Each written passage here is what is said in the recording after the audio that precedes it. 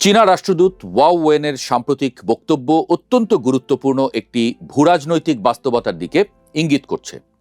মার্কিন যুক্তরাষ্ট্র এবং চীনের মধ্যে চলমান প্রতিযোগিতা ধীরে ধীরে দক্ষিণ এশিয়ায়, বিশেষ করে বাংলাদেশে প্রক্সি যুদ্ধে রূপ নিতে পারে কিনা তা নিয়ে বিশ্লেষকরা উদ্বিগ্ন।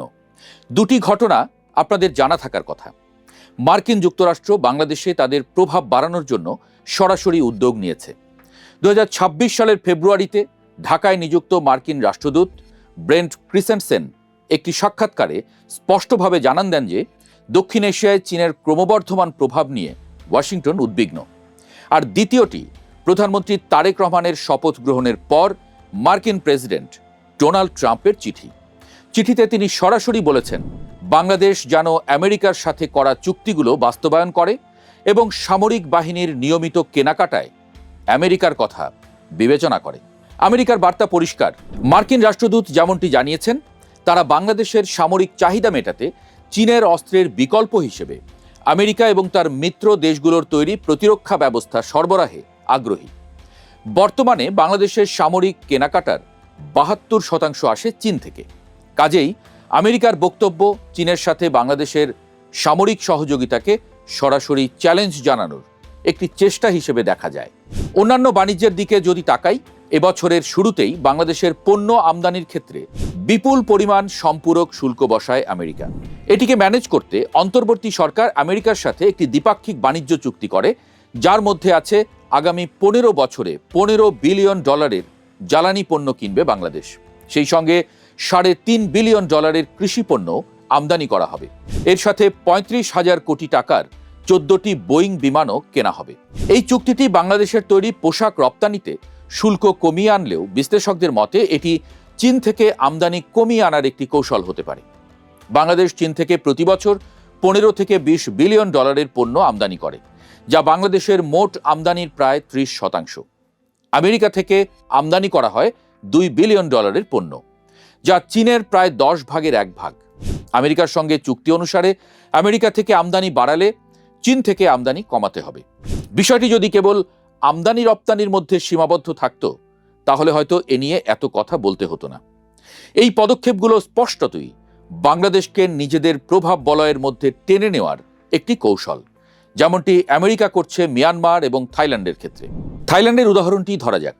সেখানে 2023 সালের নির্বাচনে মার্কিনপন্থী মুভ ফরওয়ার্ড পার্টি বিজয়ী হয়, কিন্তু তারা সেনাবাহিনীর সমর্থন না পাওয়ায় সরকার গঠন করে ফেউ থাই পার্টি, যাদের মূলনীতি ছিল থাইল্যান্ড ফার্স্ট।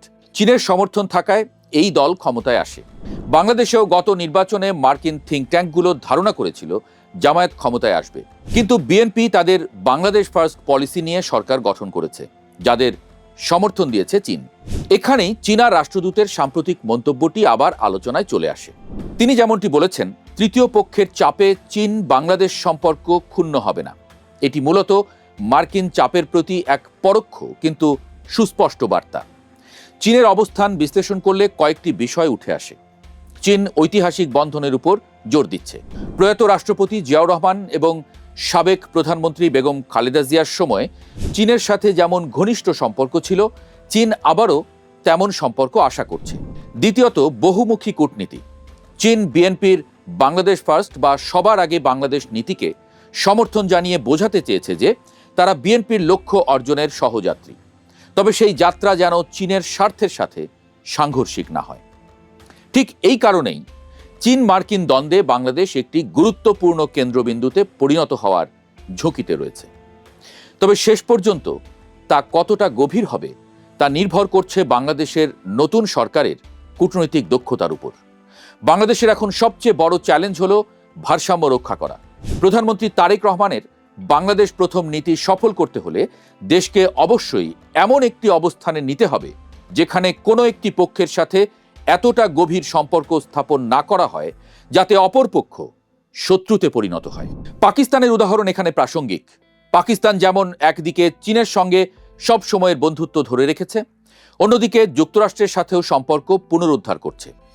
চীন পাকিস্তানের এই দ্বিমুখী নীতিতে এখন পর্যন্ত আপত্তি তোলেনি, বরং পাকিস্তানের অর্থনৈতিক স্থিতিশীলতায় তাদের সমর্থন অব্যাহত রেখেছে।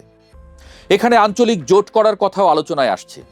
চীন, পাকিস্তান, বাংলাদেশ ত্রিপক্ষীয় সহযোগিতা জোরদারের কথাও অনেকে বলছেন।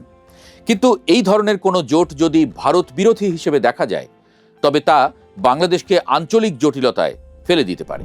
আপনি এবার আরেকবার ট্রাম্পের চিঠির দিকে তাকান। ট্রাম্প বলেছেন, I also hope you will take decisive action to complete the routine defence agreements.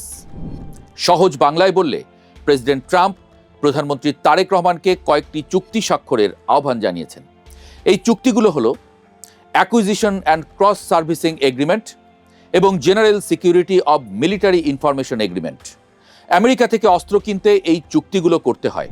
Trump লিখেছেন, that would finally give your military access to high end American made equipment. সোজা কথা, চুক্তি করুন, অস্ত্র কিনুন। আমেরিকার সাথে চুক্তি করার ফল কি তা এখন বলছি। অন্তর্বর্তী সরকার যে বাণিজ্য চুক্তি করেছে তাতে একটি ধারা আছে, ধারা নাম্বার 4.3। এতে বলা হয়েছে, বাংলাদেশ যদি চীন বা রাশিয়ার মতো কোনো নন মার্কেট ইকোনমি দেশের সাথে মুক্ত বাণিজ্য চুক্তি করে, তাহলে মার্কিন যুক্তরাষ্ট্র এই পুরো চুক্তি বাতিল করে দিয়ে পুনরায় 37% শুল্ক আরোপ করতে পারবে।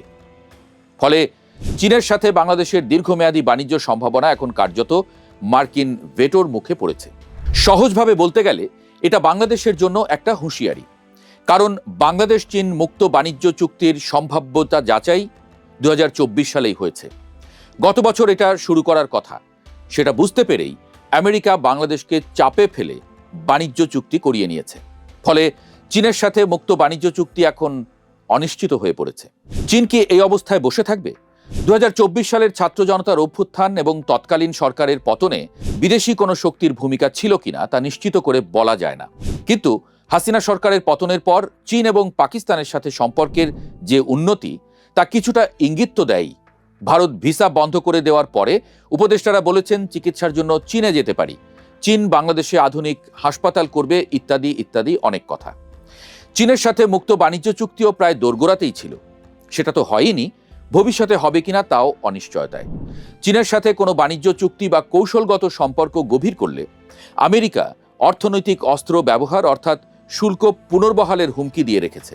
এর মাধ্যমে তারা পরোক্ষভাবে বাংলাদেশের রাজনৈতিক সিদ্ধান্ত গ্রহণ প্রক্রিয়ায় প্রভাব বিস্তার করতে চাইছে।